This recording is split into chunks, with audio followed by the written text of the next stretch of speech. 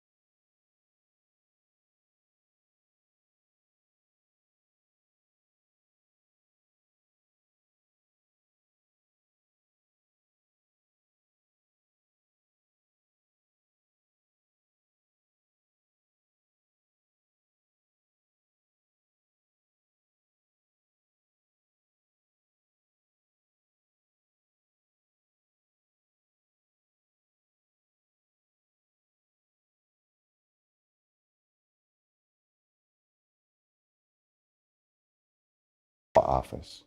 The blaze was extinguished, fortunately without major damage. Later that afternoon, Pardon left Chattanooga by train for Washington to make his final plea to save Ed Johnson's life. On the morning of March 17th, Pardon and a Washington lawyer named Emanuel Hewlett entered the waiting room of the Supreme Court in the old Senate chamber. The wait seemed interminable. Pardon began to despair.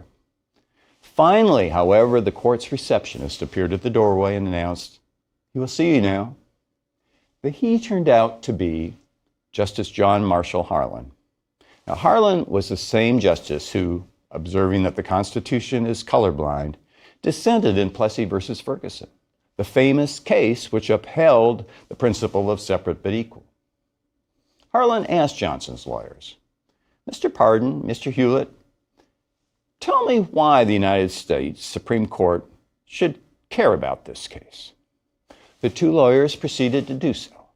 The elderly justice nodded without giving them a word of encouragement. While his client's execution was now just 2 days away, Noah Pardon arrived back at the Chattanooga train station. On the platform, he saw his overjoyed law partner waving a piece of paper in the air. It was a telegram from Washington signed by Justice John Harlan. "Have allowed appeal to accused in habeas corpus case of Ed Johnson." In the hours after his meeting with Pardon, Harlan had read the transcript of the Knoxville hearing and became convinced that Johnson's case raised serious constitutional issues. At Harlan's request, a majority of justices gathered on Sunday morning in the home of Chief Justice Melville Fuller to discuss this plea for intervention. After debating the issue for an hour, the justice agreed to take the unprecedented action of staying the execution and granting Johnson's appeal. Telegrams were sent to the judges, the defense lawyers, prosecutors, and Sheriff Shipp informing them of the Supreme Court's action. Now, the news that the Supreme Court had stayed Johnson's execution did not sit well with many in Chattanooga. About 8 p.m. on March 19th, a group of men carrying guns descended on the jail where Johnson was held. That night, only a single guard was assigned to the jail. Sheriff Shipp, rejecting a suggestion to post extra guards, instead gave all but one of the deputies the night off. The mob poured into the jail and began looking for their prey. Confronting a large steel door, members of the mob called for a sledgehammer and whacked it in turn. The door finally gave way and the mob pushed in. Ed Johnson on the third floor was awakened by the cries of inmates below. He looked out the window of his cell and saw a crowd of nearly 200 men and women in the courtyard below. The only other inmate on the floor, Ellen Baker, said to Johnson, "You better do some praying."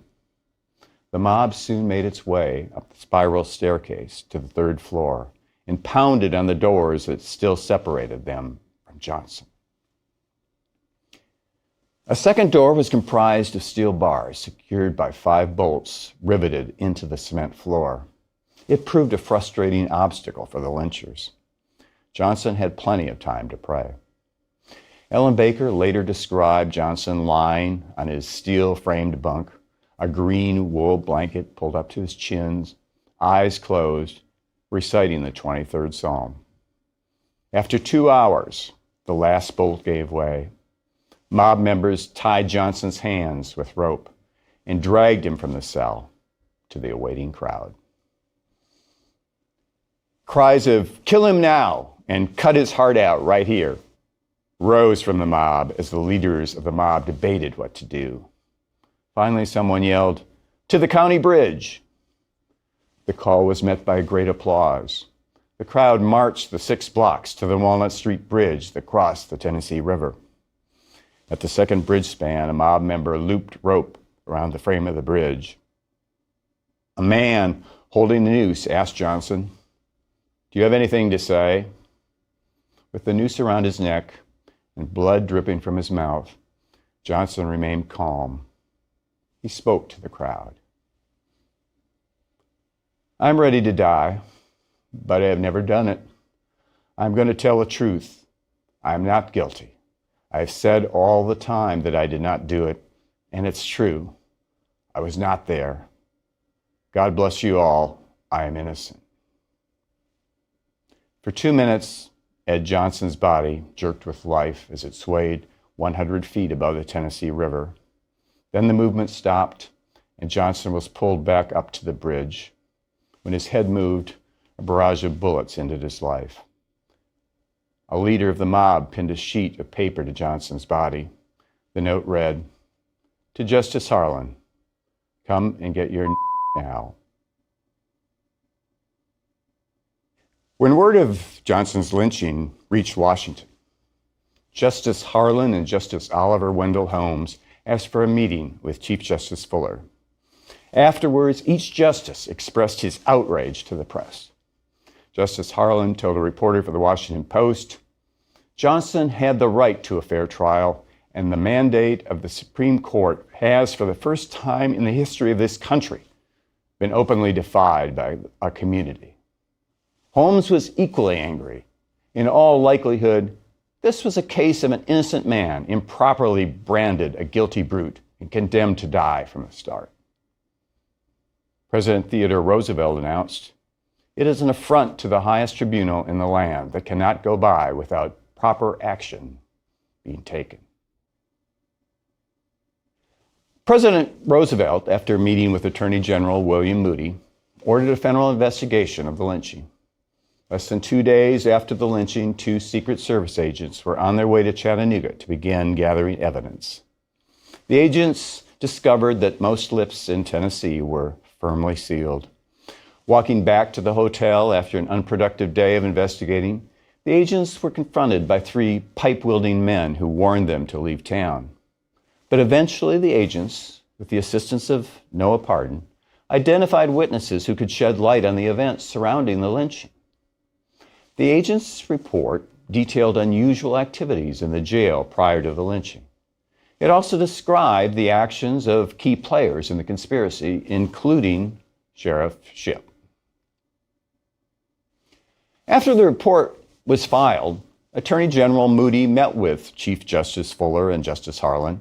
They reached an historic and unprecedented decision to try the conspirators in the Supreme Court for criminal contempt. The Attorney General filed criminal charges with the clerk of the Supreme Court, and the Justice Department led the prosecution. Attorney General Moody charged 27 Chattanooga residents with conspiring to lynch and murder Ed Johnson in violation of the court's stay. Included among the 27 were Sheriff Joseph Shipp and 8 of his deputies. The defendants and their lawyers assembled in a courtroom on the second floor of the Capitol building, where the Supreme Court met at this time. After the justices took their seats on the bench, the Solicitor General announced that the federal government was ready to proceed with the case of United States versus Shipp. Each of the accused stepped forward to enter their pleas of not guilty. The defense argued the Supreme Court had no power to try a criminal case, but the court, in a unanimous decision written by Oliver Wendell Holmes, ruled that it did. The 9 justices, however, announced that they would not themselves listen to the actual witnesses in the trial. Having no time to do that, they appointed James Mayer, Deputy Clerk of the Supreme Court, to preside at the trial and prepare an evidentiary record which the justices would review. The trial opened in February 1907 in the United States Custom House in Chattanooga. The courtroom was filled to capacity, mostly by African Americans, as Mayer took his seat on the bench. The first prosecution witness was a reporter for the Chattanooga Times who witnessed and wrote about Johnson's lynching. The reporter testified, "There were normally 6 or 7 deputies on guard every night at the jail, except on the night of this lynching." Jailed inmate Ellen Baker testified that all the other third-floor prisoners were removed to the lower floors on the afternoon of the lynching, leaving just her and Johnson on the third floor. Baker said that she began crying and shouting as the mob made its way through the jail. Deputy Gibson, the lone guard at the time, told me to hush hollering. There weren't nobody gonna hurt me. A key witness for the prosecution was John Stonecipher, a Georgia man who talked with leaders of the mob at the saloon just hours before the lynching. Stonecipher testified that a man named Frank Ward asked him to participate in the lynching. Stonecipher replied he wasn't interested and warned, "I believe Sheriff Shipp would shoot the red-hot stuff out of you." "No," Ward answered. "It is all agreed. There won't be a sheriff or a deputy there." Stonecipher also testified concerning conversations he had after the lynching with several of the defendants. For Stonecipher, testifying took guts. After he agreed to testify for the prosecution, he received an anonymous letter from the lynchers threatening to blow up his house with dynamite. A Chattanooga Justice of the Peace, A.J. Ware, testified about the actual lynching. Ware had followed the lynch mob to the Walnut Street Bridge. Asked by the Assistant Attorney General who he saw put the noose around Ed Johnson's neck, Ware replied, "Nick Nolan." Asked who shot Johnson after he was pulled back up to the bridge, Ware answered, "I believe it was Luther Williams. He fired 5 shots into Johnson's body."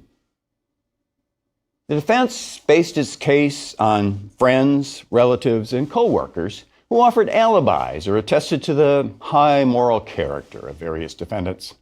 Some of the defendants themselves also testified. Bart Justice claimed he spent the night of Johnson's lynching at home in bed, and his wife and daughter backed him up. One defendant, Luther Williams, admitted to being present at the lynching, but he claimed just to have been a spectator. Sheriff Joseph Shipp was the last witness called by the defense.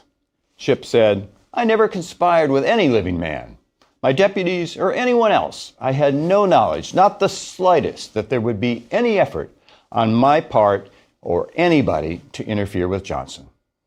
Shipp claimed to have run most of the way and walked rapidly the balance of the way to the jail as soon as he learned that a lynching was in progress. At the jail, Shipp told the court, "I was seized from behind by several men.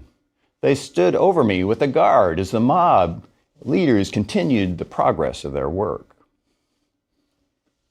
On cross-examination, Shipp claimed not to have recognized any of the mob members at the jail, even though he was held there without blindfolds for 30 minutes. Asked why he didn't pull out his gun to stop the lynching, Shipp replied, "I knew that the pulling out of a gun would be useless." The defense rested. Then more than a year passed before the trial is finally moved to the Supreme Court in Washington. There, both sides presented closing arguments. Attorney General Charles Bonaparte delivered a 6-hour final argument. Bonaparte told the court, "Justice is at an end when orders of the highest and most powerful court in the land are set at naught." The closing argument for Sheriff Shipp came the following day. Shipp's defense attorney conceded that his client did not handle the situation properly. It is possible that Captain Shipp acted with poor judgment on the night of the lynching. It is easy to see that he should have guarded the jail and prepared for a mob. But, Harmon argued, Captain Shipp cannot be convicted of contempt by this court simply because, in the performance of his duties, he had exercised bad judgment. He concluded by urging this highest and greatest court in the world to find Shipp, this truthful, law-abiding, honorable gentleman, not guilty. The Supreme Court announced its decision in May of 1909.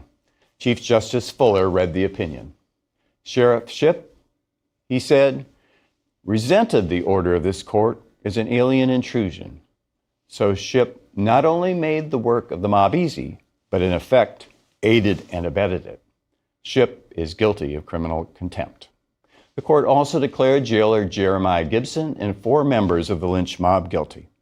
Evidence was found insufficient convict the other defendants. Justices Holmes, Harlan, Brewer, and Day joined Chief Justice Fuller's decision. One justice abstained, while 3 dissenting justices voted to acquit all the defendants. On November 15, 1909, Sheriff Shipp and the other convicted defendants stood before the 9 justices of the Supreme Court to receive their sentences. Justice Fuller read the sentence. You, Sheriff Joseph F. Shipp, Jeremiah Gibson, Luther Williams, Nick Nolan, Henry Paget, and William Mays, are before this court on an attachment for contempt. You have been found guilty. Sheriff Shipp, Luther Williams, and Nick Nolan are hereby sentenced to 90 days imprisonment. Jeremiah Gibson, Henry Paget, and William Mays are hereby sentenced to 60 days. All sentences are to be served at the United States Jail in the District of Columbia. This court is adjourned. Writing in the Atlanta Independent, Noah Pardon praised the court's decision. The very rule of law upon which this country was founded and on which the future of this nation rests has been enforced with the might of our highest tribunal. Would-be lynchers might now think twice before acting. After the Shipp decision, the South saw a steady 5-year decline in the lynchings of black citizens. But if the Shipp decision reduced lynchings, the effect was only temporary. By 1919, there were more lynchings of African Americans than there were the year Ed Johnson faced his killers on the Walnut Street Bridge. Johnson's death mooted the arguments in his own case, which might well have become a landmark Supreme Court decision. But the legal arguments raised by Noah Pardon and Stiles Hutchins in their appeal have, almost all, now become the law of the land. After serving his 3-month sentence for criminal contempt, Sheriff Shipp returned to Chattanooga. He received a hero's welcome. As he stepped off the train from Washington, he was welcomed by a crowd of more than 10,000 people singing Dixie. Shipp raised his hat and bowed to the right and left. Noah Pardon and Stiles Hutchins never returned home to Tennessee. They lectured about their case in northern states, then settled in the Oklahoma Territory. Neither man ever practiced law again. In their book about the Shipp case, Mark Curran and Leroy Phillips point out that there is no statue or memorial in Chattanooga honoring the courage of these 2 men. History has forgotten them. Curran and Phillips argue, and who could disagree, that they deserve better. They were heroes.